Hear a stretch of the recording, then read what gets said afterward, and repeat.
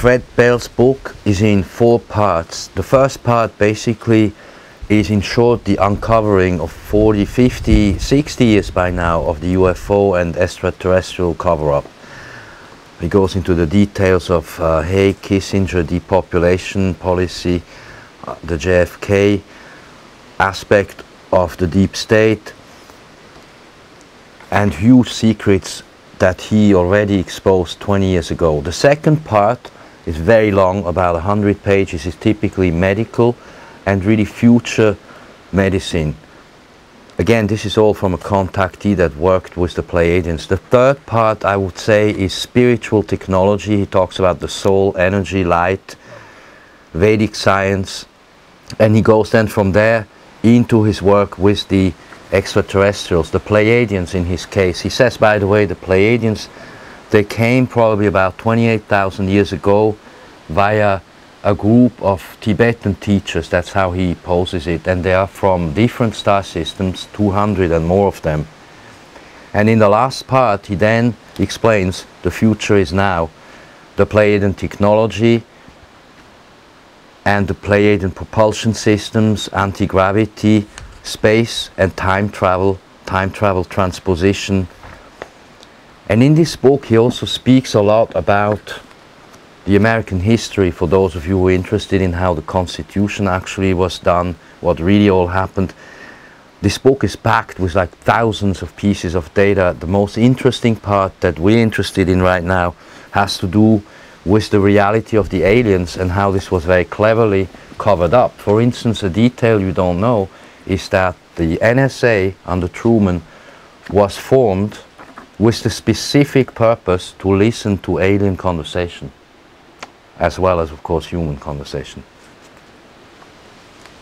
So again, the book is from 1998 is the first copyright. It's essentially 20 years old. And when we speak about Pleiadians, we need to also remember there was somebody who was from Venus. They called him Val. And he went to work with Eisenhower, and he made proposals in secret government councils of new technologies they could have used, but instead they then made treaties which Eisenhower signed with the Greys. But we have to know there are groups of men, very well-known people who came, and we think they are Venusian people. That's Dr. Bell himself, Tesla and Reich. Those would be typically, we would think, people from Venus type, Pleiadian type, you could say. You can see the extraterrestrial signatures really by their teachings, by the people that talk about them, and by the validity of the technology. And these technologies that he describes in here, they are of course being applied, because the Pleiadians are working also with government factions. Like I explained, many extraterrestrial groups and factions work at all levels worldwide with different people, from childhood contactees in school to science to medicine, and of course to the military-industrial intelligence complex. So here, right in the beginning, on page 17 of his book, Dr. Fred Bell discovers the, he discusses rather the covering up of the presence of aliens. And it is here where he mentions that the order by President Truman then created the super secret National Security Agency by an executive order, and the primary purpose was to decipher the alien communications and language, such as the unusual markings they had found in and on the downed spaceships. A huge task force was put together, an urgent task force. It was called Sigma.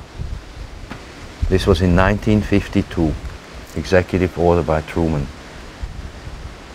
Here he describes how Vannevar Bush discovered in 1949 the alive alien that came out of that spacecraft in the Roswell crash. So they did find alive grey aliens there. Contacts with the navigators, who are astrologers, astronomers and navigators, you understand these species, these extraterrestrials, they use very advanced types who actually come onto the ship and navigate the ship with their minds. They don't need technologies or computers or stuff. They go via mind. They know when, what, where, and they go onto the ship and move the ship to the next sector, and then I guess they do another job and come back and do these trading routes. But basically not everybody can just fly crafts, and in the human tin cans that we're going off the planet, we're not going to do much. And so that's what we're talking about, a real advanced technology, and which is on this planet now, and that is 1,000 years ahead of us and is available to us, but suppressed at the moment. You've read the books by Frank Herbert, Dune, the Dune series, and you know of the planet Arrakis and the planet Dune and the Navigators. They had navigator masters who needed astrology as a technology. So astrology is actually a technology, it's not something we worship. And in the book by Fred Bell, for instance, you'll find that the Andromedans use astrology. They used in 91 a particular astrological alignment to actually enter into the Earth and actually go into the core of the planet. So they use alignments to travel the galaxies. It's, in other words, a navigation technology, a cosmic navigation technology, because you need certain alignments of certain planets to create a certain kinetic flight path. So it's like a navigation network for traveling from planet to planet or from star system to star system. And it's an advanced technology where only in certain alignments can you crisscross and access certain sectors. And only under these certain moments can you actually begin certain treks, otherwise you never make it. And there are very few who know that. And among the extraterrestrials, they have these navigators, and again, they use astrology as a technology. And you have to imagine that the Earth planet is really a stopover to crisscross from one sector into another system. Or it's a connecting node between the sectors and the transit lines to the different sectors. And that's what the ET, all the extraterrestrials really use the Earth for, as a transit zone for trading routes. Their main activity is trading.